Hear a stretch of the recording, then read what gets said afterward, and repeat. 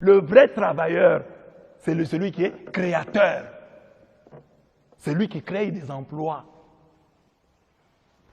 C'est lui qui crée des entreprises. Un homme qui ne crée pas d'entreprise, qui ne crée pas d'emploi, c'est un paresseux. C'est la paresse dont je parle ici. La paresse du travailleur. Tu travailles, on te paye. Tu es un salarié. Mais tu es un paresseux. Parce qu'à part ton travail, tu dois faire autre chose. Regardez les stars du football. Ils jouent au football. Là, ils reçoivent un salaire. Mais ils ont investi, hein, par-ci, par-là, ils ont investi par-ci, par-là. Et c'est ça qu'ils ont beaucoup d'argent. Pas le salaire. À part le salaire, tu n'as rien d'autre. Tu attends seulement la fin du mois. Et toi, la femme du salarié aussi, tu attends la fin du mois. Et là, vous êtes trouvés dans une même maison, deux paresseux, attendant la fin du mois. Et je l'ai dit souvent, il y a des gens, ils travaillent et il est licencié. Le jour après, il devient pauvre. Il n'a plus rien. Parce qu'il n'a pas épargné. Parce qu'il n'a pas investi. Lui, il attendait toujours le salaire. Il y a des choses que tu peux faire. Les jeunes qui ont fait l'université. Tu as fait l'université, la faculté où tu as étudié, tu as retenu comme assistant. Maintenant, tu es un chef de travaux. C'est déjà bien, tu as un travail. Tu as un poste. Mais maintenant, la paresse peut t'attaquer là-bas. Tu es seulement chef de travaux, assistant. Sans article, tu ne publies rien, tu ne fais plus de recherches. Toi, tu es toujours là, assistant du tel professeur. Mais tu ne publies rien. Or, on te dit qu'en publiant, tu vas te faire un nom. En intervenant. À la radio. À la télévision. On va te connaître. Le savoir-faire doit être accompagné du faire-savoir. Montre aux gens que tu connais, que tu as des choses que tu maîtrises, que tu peux les aider en ceci et en cela. Oh, j'ai seulement du travail. Tu es un paresseux. Crée. Même si tu travailles pour quelqu'un, réfléchis. Comment à partir de ce que moi j'ai fait ici, je peux aussi faire comme lui?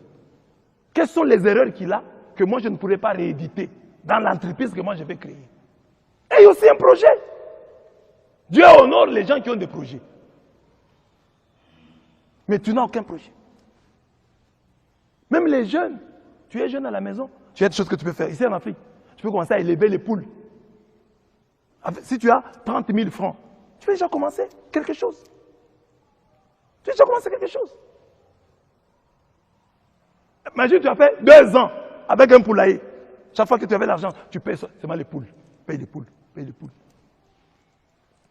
2 ans après, tu sais combien de poules tu auras?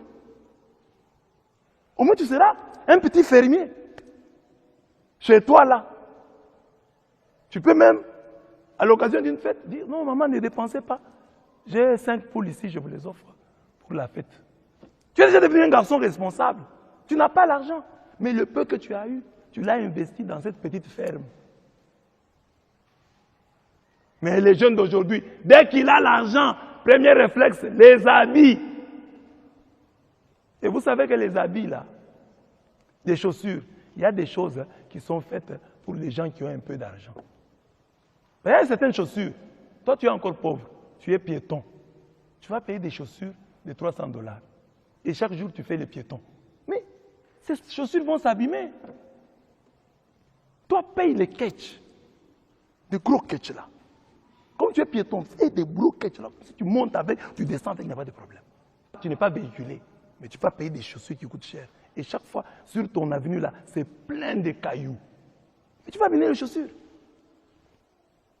Toi, fille, là, dans ton quartier là, c'est plein de cailloux sur la rue là. Tu payes les talons, sous les cailloux. Mais tu vas les abîmer.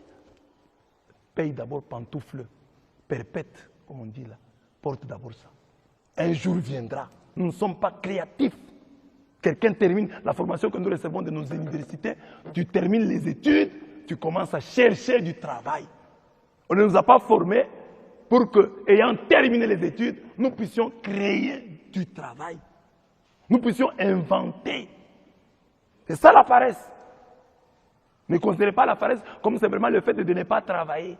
Il y a des gens qui font 8 heures au travail et non 8 heures de travail. Ce sont des paresseux mais travailleurs. Il y a des gens qui n'attendent que le salaire. Ce sont des travailleurs mais paresseux.